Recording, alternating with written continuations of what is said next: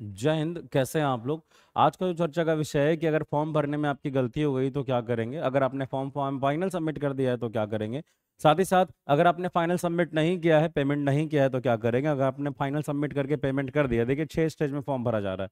तो final submit करके sorry माफ करिएगा, अपना बेसिक डिटेल भर के अगर आपने पेमेंट कर दिया है, उसके बाद आपने गलती किया तो क्या करेंगे। आपने नाम में गलती किया है तो क्या करेंगे, अपने पापा के नाम में गलती किया है तो क्या करेंगे, डॉक्यूमेंट में गलती किया है तो क्या करेंगे, आधार कार्ड नंबर में गलती किया है तो क्या करेंगे। और साथ ही साथ अगर आप मान लिया जाए आपको ऐसे जगह गलती करते हैं, जैसे कि आप अब ऐसा समझ के चलते हैं कि आपने किसी डॉक्यूमेंट का नंबर आपने गलत डाल दिया तो क्या करना है। फाइनल सबमिट कर दिया है तो क्या करना है, फाइनल सबमिट नहीं किया है तो क्या करना है।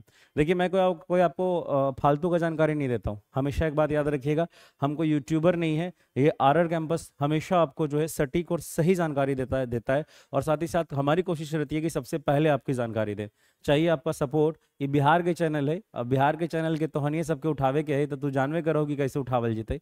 एहू सब अपने सब एहू जाना थीन, सभ्य के हम बोल रही है कि अपने सब जाना थीन कि कैसे सपोर्ट करे के। लगातार दिन रात यहाँ पे क्लास चल रहे, सब शिक्षक सब जो थे खूब मेहनत कर रहे थे। तो अपने से हाथ जोड़ के विनती है कि चैनल के इतना सब्सक्राइब करो, इतना सब्सक्राइब करो कि ये छठ दिवाली तक एकदम 50,000 पार करा दो। अभी फिलहाल के लिए हम लोग 20,000 के करीब ही, तो 20,000 पहले पूरा करा देवल जाए।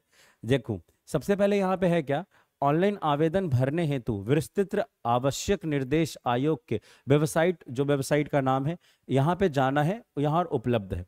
इन निर्देश के अनुसार अनुपालन नहीं करने पर ऑनलाइन आवेदन भरने के क्रम में अभ्यर्थी द्वारा की गई प्रविष्टि के किसी भी प्रकार की त्रुटि के लिए आयोग जिम्मेवार नहीं होगा। यानी अगर आप ऑब्वियस सी बात है कोई गलती करेंगे तो उसका आयोग जिम्मेवार नहीं होगा, ये तो हम पहले से भी जानते थे। ऑनलाइन आवेदन की प्रविष्टि के किसी प्रकार के सुधार परिवर्तन हेतु समर्पित अभ्यावेदन पर विचारण नहीं किया जाएगा। यानी अगर कोई गलती कर दीजिएगा ना, तो इसको दोबारा आपको कोई समय नहीं देने वाला कि जाके सुधारिए, कि करेक्शन डेट आएगा कि हाँ जी करेक्ट कर लो, करेक्ट कर लो, करेक्ट कर लो।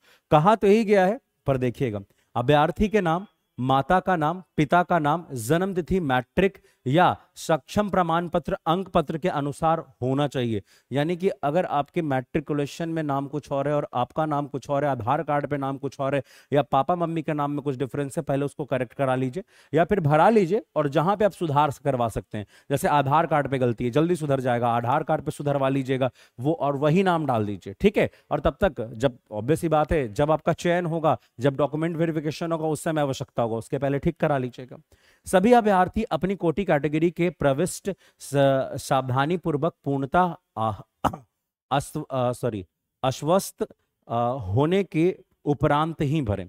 देखिए लिखा हुआ है क्या, बेंचमार्क दिव्यांग अभ्यर्थी जिनकी निष्पक्षता 40% या उससे अधिक है, वो ऑनलाइन आवेदन के अंकित श्रुति लेख की आवश्यकता है या नहीं, यस और नो सिलेक्ट करेंगे। देखिए ये सब दिव्यांगों के बारे में बताया जा रहा है। तो आइए थोड़ा सा हम ना बात करने वाले हैं फिलहाल के लिए कुछ उन पॉइंट पे जो कि हमारे लिए इंपॉर्टेंट है। जैसे अभ्यर्थी ऑनलाइन आवेदन करते समय अपने स्पष्ट अच्छी लाइव फोटो वेब कैमरा माध्यम से खींचे जाए अपलोड करना सुनिश्चित करें। देखिए अगर आपने फॉर्म पेमेंट कर दिया, 6 चरण में फॉर्म जा रहा है, पेमेंट कर दिया लेकिन फाइनल सबमिट नहीं किया, और आपको लग रहा है कि आपका फोटो का जो बैकग्राउंड है वो व्हाइट नहीं है, ठीक से दिख नहीं रहा है, ब्लर है, ब्लरिश है, तो आप क्या करेंगे, वहां पे जब आप सेक्शन में जाओगे, 6 ऐसा सेक्शन बना रहता है।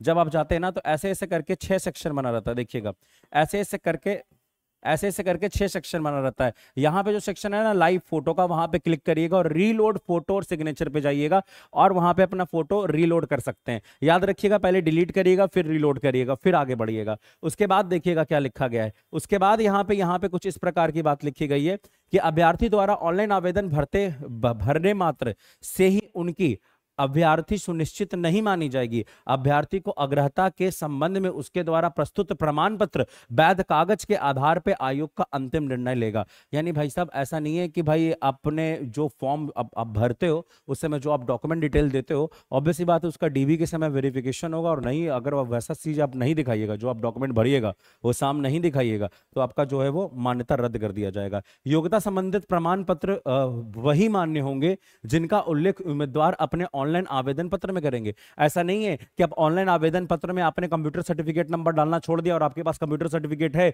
और डॉक्यूमेंट वेरिफिकेशन के समय जाइएगा, देखिए सर हमारे पास सर्टिफिकेट है, कहेगा नहीं मानेंगे हम। आपको जो वहां मेंशन किए हैं वही आपको मानना है, ठीक है। आगे बढ़ते हैं। अभ्यर्थी के सभी वांछित प्रमाण पत्र मूल काउंसलिंग के समय सत्यापन हेतु करना अनिवार्य होगा। प्रमाण पत्र मूल के काउंसलिंग के समय प्रस्तुत नहीं करने पर उनकी उम्मीदवारी, ऑब्वियस सी बात है, आपका जो है वो आपका जो मान्यता है वो रद्द माना जाएगा कि आप ये नहीं हुए। अभ्यर्थी यह सुनिश्चित कर ले कि प्रारंभ परीक्षा ऑनलाइन आवेदन समर्पित करते समय उसके पास सभी वांछित प्रमाण पत्र एवं अंक मूल पत्र रूप से उपलब्ध है। मतलब आप जब फाइनल सबमिट करें तो ये समझ लीजिए कि आपके पास सारा डॉक्यूमेंट जो है वो रेडी है। महत्वपूर्ण निर्देश, किसी भी अभ्यर्थी के लिए परीक्षा सम्मिलित होने के पत्रार्थ निर्धारित आयोग द्वारा किया जाएगा। यह अंतिम होगा।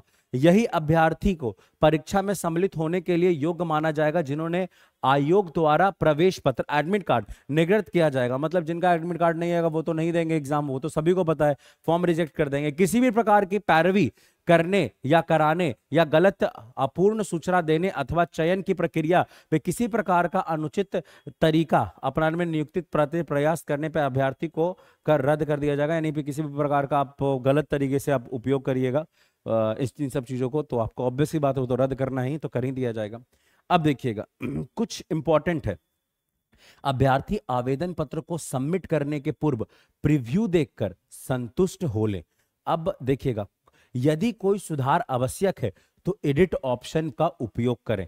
अब देखिएगा एक चीज और, उपयोग अवश्य करें। अब देखिए सुधार करने के उपरांत ही आवेदन पत्र को सबमिट करेंगे।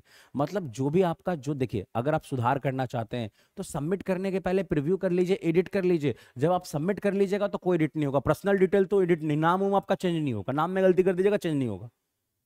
फोटो सिग्नेचर तो फिर से रिव्यू हो जाएगा। आपका डॉक्यूमेंट जो डॉक्यूमेंट नंबर है अगर आपने फाइनल सबमिट नहीं किया फिर भी हो जाएगा। बहुत लोगों का पेमेंट फंस रहा था वो क्या करेंगे वो भी बता देंगे। देखिएगा एक बात समझिएगा, अभी एक बार में 2 फॉर्म भरने की भूल तो बिल्कुल भी ना करें। जैसे देखिए यहां पे साफ साफ लिखा हुआ है एक अभ्यर्थी द्वारा मात्र एक ही ऑनलाइन आवेदन भरा जाता है, भरा जा सकता है। किसी भी अभ्यर्थी द्वारा अधिक आवेदन पत्र एक ही पता या पता बदलकर भरे जाने की स्थिति में उसे आवेदन पत्रों की अस्वीकारता करते हुए उसे अभ्यर्थी को रद्द कर दिया जाएगा। यानी अगर आपने गलती से नाम छोड़ दिया, पापा का नाम वही रखा और आपने एड्रेसवा खाली चेंज करने की कोशिश की ना, तो ये आपको क्या करेगा ना, रिजेक्ट कर देगा फॉर्म को। ऑब्वियस सी बात है, आर्टिफिशियल इंटेलिजेंस ये पकड़ लेगा कि फॉर्म कॉपी और डुप्लीकेट फॉर्म है, तुरंत रद्द कर देगा। वैध सक्रिय मोबाइल नंबर, ईमेल, ऑब्वियस बात है सब अपना ईमेल आईडी जो वगैरह देना वो उसकी बात कर रहा है। अभ्यर्थी अपना application form number, registration number, roll number के सुनिश्चित रख ले। ऑब्वियस बात है जो भी आपका रजिस्ट्रेशन नंबर मिल रहा है, रोल नंबर मिल रहा है, उसको आप सुरक्षित रख लें। अभ्यर्थी पूर्ण रूप से भरे हुए आवेदन पत्र फोटो सहित की प्रति अपने पास सुरक्षित रखे। किसी भी परिस्थिति में डुप्लीकेट द्वितीय registration number, application form number, प्रवेश पत्र आयोग द्वारा बाद में निर्धारित नहीं किया जाएगा। आगे, विभिन्न परीक्षाओं के दौरान कितपीय अभ्यर्थी द्वारा प्रारूपधारणा इंप्रेशन करने के प्रयास किया जाता रहा है। अभी देखिए ऑब्वियस बात है यार, ये आपका जो है थंब इंप्रेशन, बायोमेट्रिक वगैरह के बारे में कहा जा रहा है कि आपका वो लगवाया जाएगा, वो आपको उस तरीके से वेरिफिकेशन कराया जाएगा। अल्टीमेट मैं आपको यही बात बताना चाहूंगा, अगर आपने फॉर्म सबमिट नहीं किया है एडिट कर सकते हैं, फॉर्म सबमिट कर दिया है एडिट नहीं कर सकते। लेकिन एक बात मैं बोल रहा हूँ, मेरे को ऐसा पूरा उम्मीद है कि जितना सरकार ने जितना लंबा समय दिया है और हमारे नीतीश जी, हमारे मुख्यमंत्री, ऑब्वियस सी बात है, ने जितना बढ़िया काम किया, इतने लोगों को रोजगार दिया है, तो एक बार तो हमको उम्मीद है कि सर से अगर जो रिक्वेस्ट किया जाएगा तो हम लोग को फॉर्म एडिट करने का भी ऑप्शन देंगे। और बिल्कुल हम लोग जो है एक बार, कुछ ज्यादा नहीं है, देखिए थोड़े दिन अपने आप जो है वो फॉर्म एडिट करने का ऑप्शन मिलेगा।